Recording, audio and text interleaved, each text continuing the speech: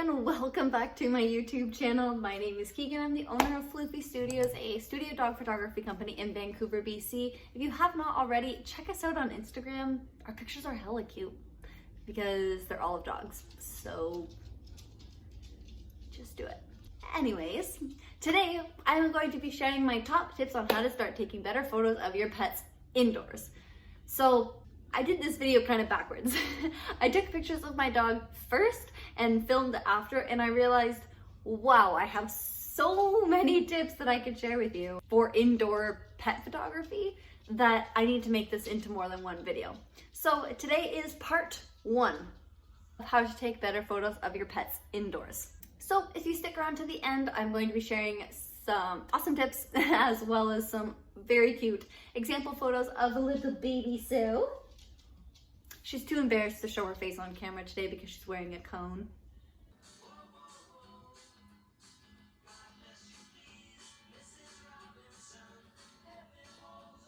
Okay, so let's get right into it. Tip number 1 is the most basic. Find a blank wall in your house.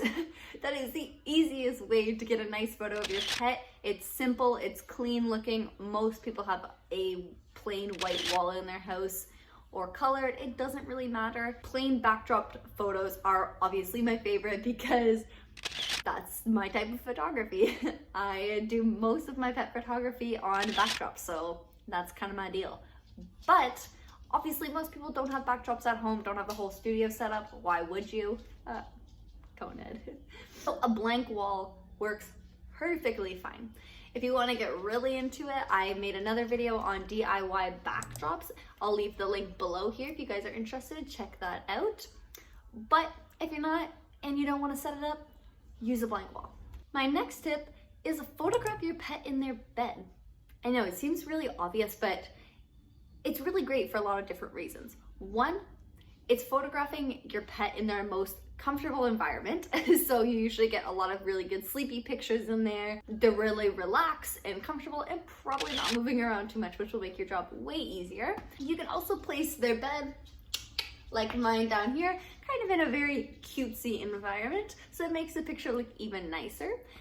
It's just cozy. It's a cozy look. I mean, everybody likes to take pictures of their dog sleeping, so my next tip is to utilize things around your house that you wouldn't typically think about. For example, this beautiful orchid behind me here. I made Sue look right through it at me, and it made for a super cute photo. A lot of people have plants in your house. It doesn't have to be an orchid. It could be even a fake flower. You go to the dollar store, get some of those little leaves, and frame your pet's face with it. Framing your subject really adds a lot of interest because it takes out all of the noise in the background and makes the person looking at the photo focus right on your dog's face. And if you've watched our other video on how to take better photos of your pets, you'll know that I always suggest bringing your pet up to eye level. So a great and very easy way to do this is photographing your pet on the couch. Similar to the dog bed, it's a comfy, relaxing environment for them. They're probably up there already anyway, so it makes your life easier. And you can add a couple decorative photos, maybe a plant, or there's a nice picture behind the couch. It's usually a fairly decorative area in your house to take pictures of your dog in. And you'll be right at eye level with your pet, so you don't have to get down to the floor as much, not as hard on the knees. And you'll be able to focus on your pet's eye very easily. And in my case, there's a big bay window right next to my couch that has really awesome lighting that is coming in, so that makes my life a lot easier. It also makes it really fun to play with the shadows. As you can see in these photos that I'm sharing of Sue on the couch, there's a lot of dimension going on because the sun was setting and it was just a really good time of day to be taking photos, but adds a little bit of spice to your pics. My next tip is photograph your dog in the bath. Get it, girl. You can do it. You can do it. She can't do it. These are some of my favorite pictures of Sue. They're so cute. And I don't know, there's just something about a wet dog, right? Like, it's just so cute. Their eyes are sad and their face is so funny.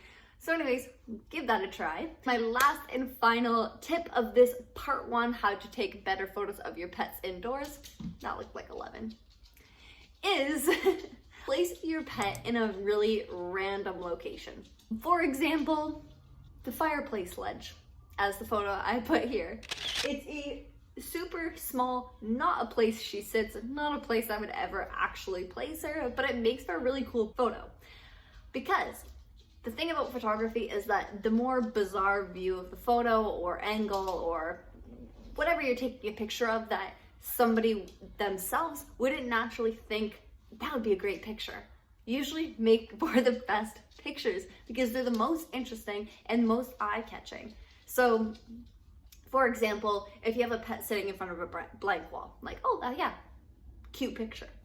If you have a pet sitting somewhere totally random, like on the kitchen counter or on the fireplace ledge like I did, or in a basket, something not average, then people are going to take a second look at that like, oh, cute. Oh, well, what are they doing? And it just adds a little bit of extra interest to your photograph.